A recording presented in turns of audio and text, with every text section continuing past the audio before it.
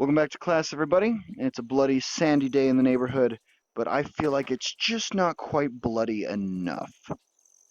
So let's get to class. All right, today we're going to be talking about the basics of mace and blunt weapon combat. Now, there's typically two types of blunt weaponry that you're going to find. Maces and clubs, and hammers and mauls. The big difference between the two is how you handle, again, edge alignment. Now, I know what you're thinking. Jake, blunt weaponry doesn't really have an edge. No, but they have a face. And if you don't use your face properly, you're not going to get anybody. And when I say face, sometimes I mean it quite literally. All right? So we're going to be working a bit on that today. First up is weapons like the hammer and the ox mace that I'm using. With hammers, you typically have two sides to it, a Becticorvin point and a flat head. And knowing which end you are using and which end to use is very important. So we're going to start off just one guy. Anytime now. There we go. Oh, and he's got a Pernich. You know what? Hold on. We'll go first for Pernich.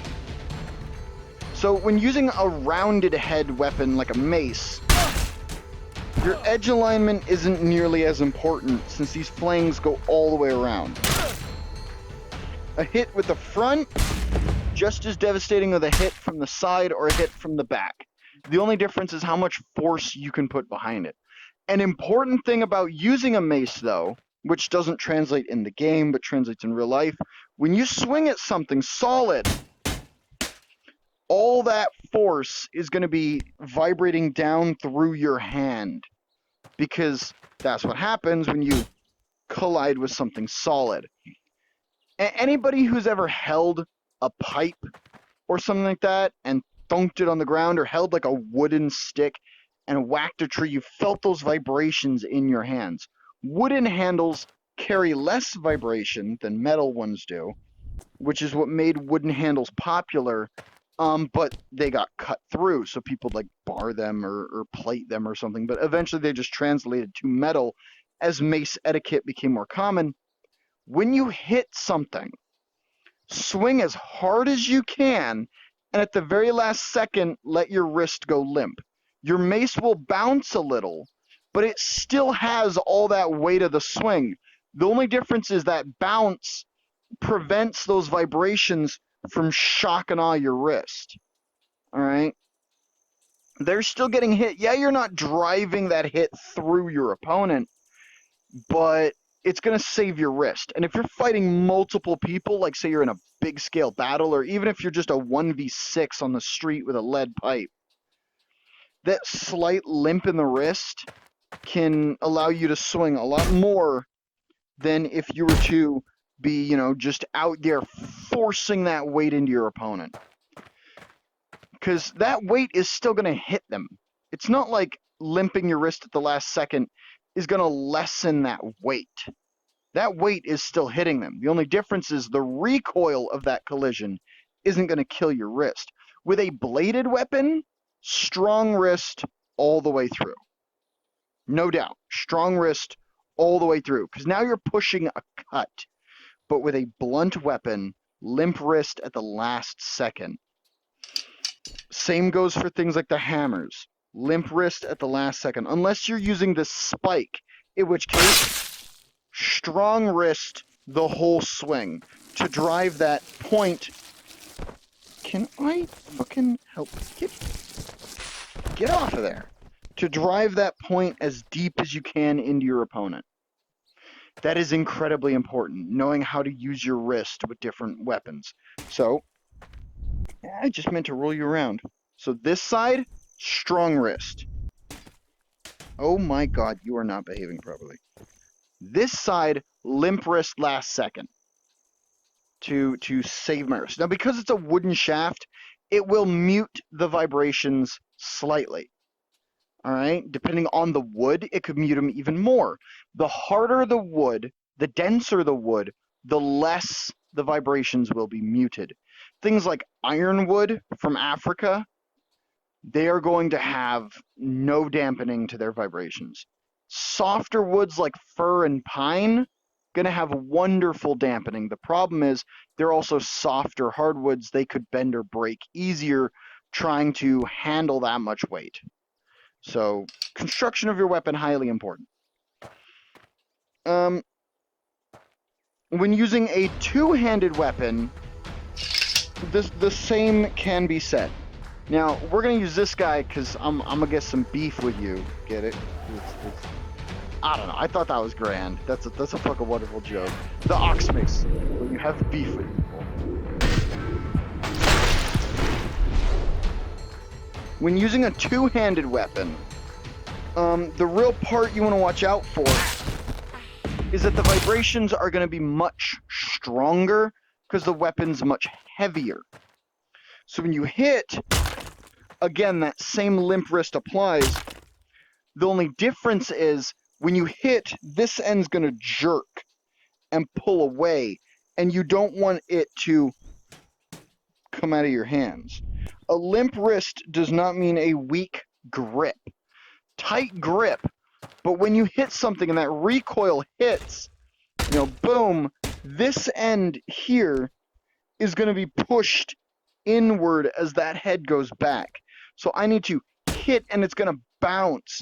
I can then use that bounce to push with this arm, pull with this arm, and drive in again, resulting in a double hit.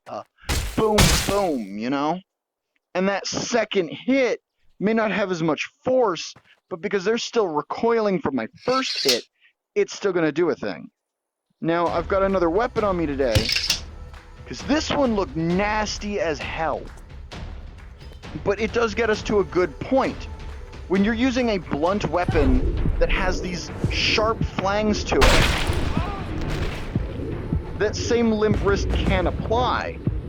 But more importantly, because these have a cut in them, if I hit with a slight pull to it as I hit, that recoil is going to be lessened by the pull, and it'll also drive that cut edge in a little more. When using a blunt weapon with a piercing tip, thrust like you always would, strong solid wrist. But when you're blocking with a heavy weapon, hold on. So yeah, thrusting's no different. But when blocking with a heavy weapon, like let's say I get my prunich out, I want to swing it into the block, which is something you wouldn't do with a sword, because it could damage a sword. But I want to go into it, that way the weight of the head reinforces that block. Alright.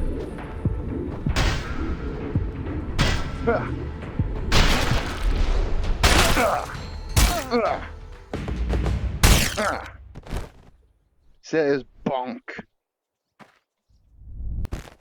But cutting weapon, strong wrist. Blunt weapon, limp wrist. So it bounces, it hits, comes back, and you can just get that whack in there without dulling your wrist. But a sharp weapon, drive that cut in.